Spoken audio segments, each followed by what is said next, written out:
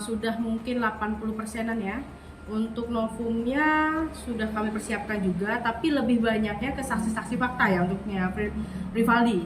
Karena posisinya Rivaldi itu kan bukanlah satu kampung dengan ke-7 lainnya yang tinggal di SMP 11 yang ditangkap di tanggal 31 Agustus 2016 oleh Pak Rudiana ya. Karena di dalam statementnya Pak Rudiana juga pernah menyatakan bahwa ke-7 anak tersebut memang beliaulah yang menangkapnya dan yang mengamankannya, dan 15 menit kemudian langsung dia diserahkan ke reskrim.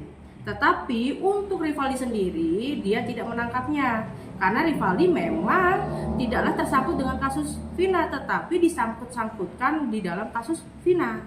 Sebenarnya kasusnya apa Rivaldi sendiri? Nah, Rivaldi sendiri sebenarnya adalah kasus penganiayaan ringan.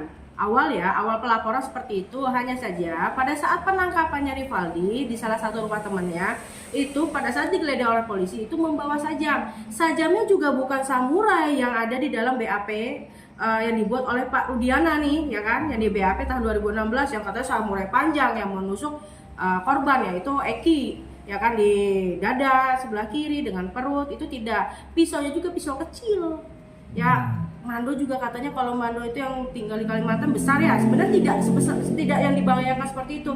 Yang bisa membuktikan itu besar atau tidaknya nanti mungkin saksi-saksi yang pada saat 2017 itu ikut sidang bersama kami, yaitu Bu Titin dan Pak Jogi, ya kan, seperti itu. Ya mungkin nanti kan kami juga akan meminta Bu Titin dan Pak Jogi untuk menjadi saksi buat kami, karena membuktikan bahwa yang di BAP itu alat buktinya itu kan sajam, ya kan, sajam berupa samurai, padahal yang dihadirkan itu hanya pisau. Rivaldi ini ditangkap di tanggal berapa? Rivaldi ditangkap, kejadiannya dia itu sama membawa rekan perempuannya itu kan tanggal 29 Agustus 2016, ya kan. Di saat itu juga kejadian si cewek itu langsung melapor, langsung ditindak oleh polisi setempat, ya kan, oleh Polsek Utara Barat. Langsung juga dia ditangkap di rumah temennya. Berarti di tanggal 30 Agustus 2016 di dini hari ya. Jadi 29 kejadiannya itu malam sekitar jam 9 jam 10-an, ya kan. Si perempuan tersebut temennya itu melapor, langsung dia dieksekusi, ditangkap di rumah temennya di daerah Pandesan. Artinya si kasus Iya, di kejadian penangkapannya di rumah temannya itu di daerah Pandesan dibawa ke Polsek Utara Barat karena pelaporan perempuannya itu, karena kejadiannya itu di depan Grage ya. Grage yang tentara pelajar itu, di situ ada yang jualan nasi jamblang.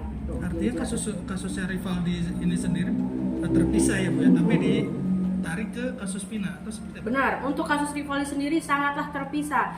Itu anak sudah ditahan di Polsek Utara Barat dari tanggal 30, ya kan. Terus udah gitu pada saat tanggal 31 Agustus 2016 ke-7 anak yang ada tinggal di SMP 11 ditangkap oleh Pak Rudiana, ya. Terus mungkin kekurangannya pelaku yang sudah disebutkan di dalam BAP itu 11 orang, makalah diambillah Rivaldi dijadikan menjadi Andika, ikut serta di dalam kasus Vina. Sedangkan Rivaldi sendiri tanggal 27 itu pas kejadian Vina dan Eki ditemukan itu ya di flyover itu, dia sedang berkumpul dengan teman-temannya, dan teman-temannya juga bukan anak-anak yang tinggal di SMP 11 ini. Dia punya pertemanan sendiri dan di daerah kota.